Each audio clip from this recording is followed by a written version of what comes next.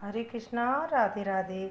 आहुई व्रत की हार्दिक शुभकामनाएं। फिर आ गई हूँ मैं एक नई वीडियो के साथ। बने रहना मेरी वीडियो में एंड तक।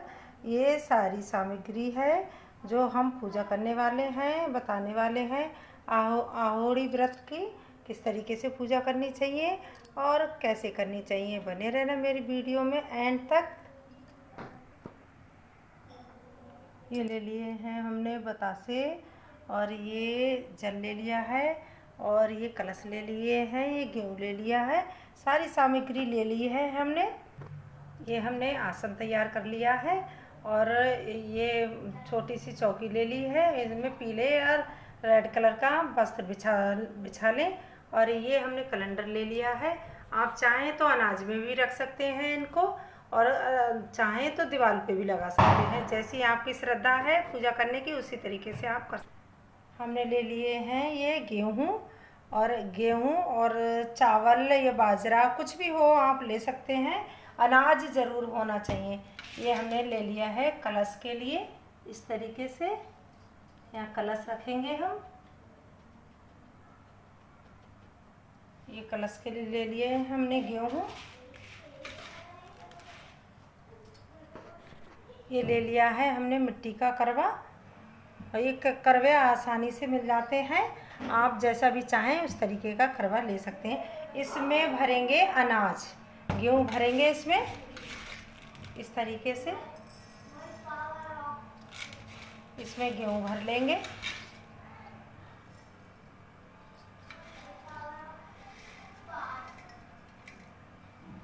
इसमें गेहूँ भर लेंगे,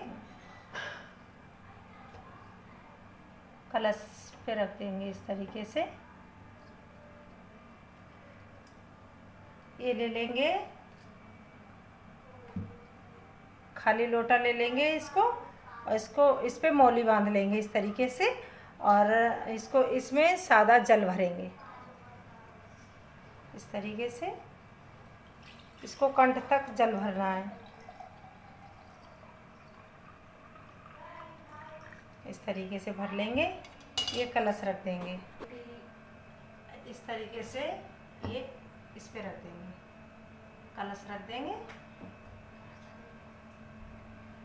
इसको ढक्कन से ढक देंगे इस तरीके से।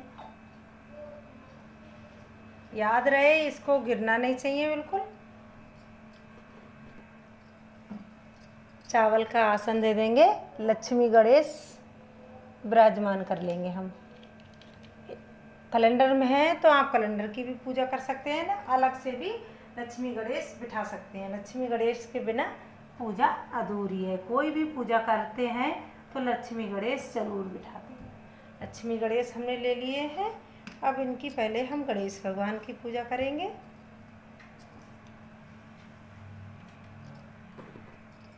दीप जला लेंगे। दीप इस तरीके से तैयार करेंगे। इस दीप को भी अनाज में ही रखना है। गेहूँ ले लिए हैं, ये चाहे चावल ले सकते हैं, आप जो भी चाहें श्रद्धा अनुसार ले सकते हैं। इसमें दीप रखना है।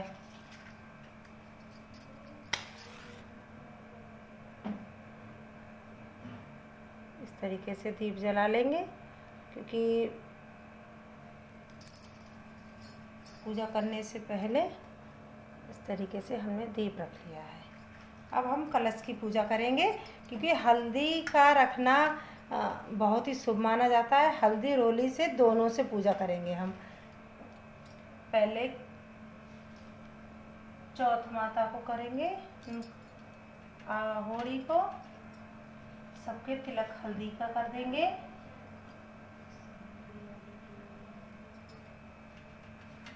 कलश पे कर देंगे इस तरीके से। गणेश भगवान को कर देंगे, माता को कर देंगे, जोत को। सबको पहले हल्दी का रोली का तिलक कर लेंगे। सबको रोली का तिलक कर देंगे गणेश भगवान को इस तरीके से। माता रानी वस्त्र नुमा कलावा अर्पित कर देंगे। गणेश भगवान को, लक्ष्मी जी को। कलश को कर देंगे। कलश की पूजा की है हमने, वस्त्रनुमा कलश को कर देंगे पूजन। फूल अर्पित करेंगे गणेश भगवान को, कलश को, लक्ष्मी माता को। इस तरीके से हम पूजा कर देंगे। कोई मिठाई वगैरह ले लेंगे हम। अगर मिठाई नहीं है आप पे तो आप बतासा भी ले सकते हैं। इस तरीके से बतासा तो हर चीज़ में चढ़ते हैं, तो बतासा ले लेंगे। और फल ले लेंगे। तो जो बतासा और फल जो रखेंगे, बतासा इस पे रख लेंगे, फल रख लेंगे इस पे, क्योंकि कलश की हम पूजा करेंगे। इस तरीके से।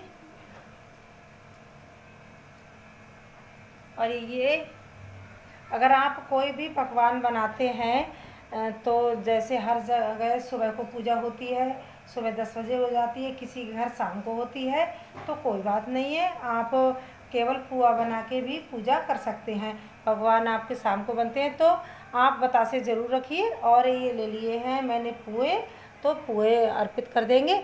ये एक पुआ और एक जो पकौड़ी बनाई जाती है मेरे यहाँ बेसन की, तो ये पकौड़ी ले लिए, ये कलश पे रख देंगे। जो भी चीज़ हम अर्पित करते हैं कलश को अर्पित करते हैं। और इस तरीके से हमने कलश की पूजा कर ली है, कलश को स्थापित कर दिए। फल अर्पित करेंगे। जो भी आपको की श्रद्धा अनुसार फल ले सकते हैं वो फल अर्पित करेंगे और पूजा करेंगे। भावपूर्वक आरती घुमाएंगे, आरती कर लेंगे। इस तरीके से कलश की आरती करेंगे। भावपूर्वक आरती करेंगे। लक्ष्मी गणेश की करेंगे, आहोड़ी माता की करेंगे। थोड़े से चावल और फूल लेके हम कथा को सुनेंगे, कथा पढ़ेंगे। और कथा की पूरी वीडियो मैं आपके अपने चैनल पे डालूँगी, और प्लीज़ उसको भी आप देखना पूरी, क्योंकि वीडियो ज़्यादा लंबी हो जाएगी, इसलिए मैं कथा की वीडियो नहीं दिखाऊंगी आप लोगों को। इस तरीके से मुट्ठी बंद करके आप कथा सुनेंगे। कथा सुनने के बाद ये अर्पित माता रानी को कर देंगे। इस तरीके से आप पूजा पूर्ण करेंगे। हम दक्षिणा अर्पित कर लेंगे, क्योंकि दक्षिणा हमारी भूली बिछड़ी चीज़ को पूरा करती है। इस तरीके से हमने दक्षिणा ले ली है और हम करेंगे। इस तरीके से पूजा करनी है और थोड़ा सा जल हाथ में ले लेना है। इस तरीके से करके हाथ जोड़ना है कि हम मुझसे कोई भी भूल हुई हो माता तो क्षमा करना।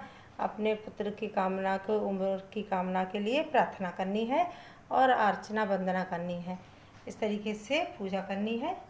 और कई कमेंट आ रहे थे, बहुत से कमेंट आ रहे थे हमारे पास कि दीदी अगर आहोड़ी व्रत का ये जो हम पूजन करते हैं तो इसके बाद में हम इसको किस तरीके से उठाएं और किस तरीके से नहीं उठाएं, ये कब तक रखा जाता है। तो वो मैं आपको बताती हूँ। जो ये कलश पे हम रखते हैं बतासा या कोई फल या कोई चीज़ रखते हैं, ये हम बच्चों में बांट देंगे। ये अभी हम अपने प्रसाद नुमा ले लेंगे, बतासा प्रसाद नुमा ले लेंगे और दक्षिणा हम जिसे भी देना चाहें उन्हें दे देंगे। और ये फल प्रसाद नुमा ले लेंगे। मगर ये कलश जो दोनों चीज़ें हैं, तो ये कलश बहुत से लोगों के यहाँ ये कलश ये कर्म उसमें दीपावली तक, धनतेरस तक, ये छोटी दिवाली तक, ये भैया दूज तक ये रखे रहते हैं। भैया दूज तक कहते हैं, ये भैया दूज तक रखा रहे तो ज़्यादा ही शुभ माना जाता है। तो ये भैया दूज तक रखे रहते हैं और ये सारी चीज़ आप उठा सकते हैं और ये कलश आप रख सकते हैं। अगर नहीं भी रख सकते हैं तो आप ये तुलसी में डाल दें, ये अनाज किसी मांगने वाले को दे दें, ये दान में दे दें। और ये भी अनाज जो दोनों चीज़ें में रखा है ये किसी मांगने वाले को दे दें। ये तुलसी में, तुलसी छोड़ के अन्य पौधों में डाल दें। ये प्रसाद नुमा बांट लें और ये भी सारी चीज़ें प्रसाद नुमा बांट लें। अगर नहीं रखना चाहते हैं तो आप हटा भी सकते हैं। और बहुत से लोगों को यहाँ रखना चाहते हैं तो ये भैया दूज तक, धनतेरस तक, यानी कि दीपावली तक रखा रहता है ये कलश। मगर और भी कमेंट आए थे कि दीदी इनको रोज़ हमें पूजा करनी चाहिए, तो इसकी रोज़ पूजा नहीं होती है, रोज़ पूजा इसको नहीं करना चाहिए, ये सिर्फ ऐसा ही रखा रहेगा, इसको ऐसा ही रखने दीजिए। भैया दूज के बाद या धनतेरस के बाद आप इसको उठा सकते हैं। नहीं भी रखना चाहते हैं तो फिर नहीं भी रख सकते हैं। जैसी जैसी आपके घर पे पूजा हो उस तरीके से आप इसको पूजा कर सकते हैं। और मेरी पूजा के रिलेटिव नई नई वीडियो आती रहेंगी, प्लीज़ बने रहना मेरी वीडियो में एंड तक। राधे राधे, जय श्री राधे, जय अहोड़ी माता।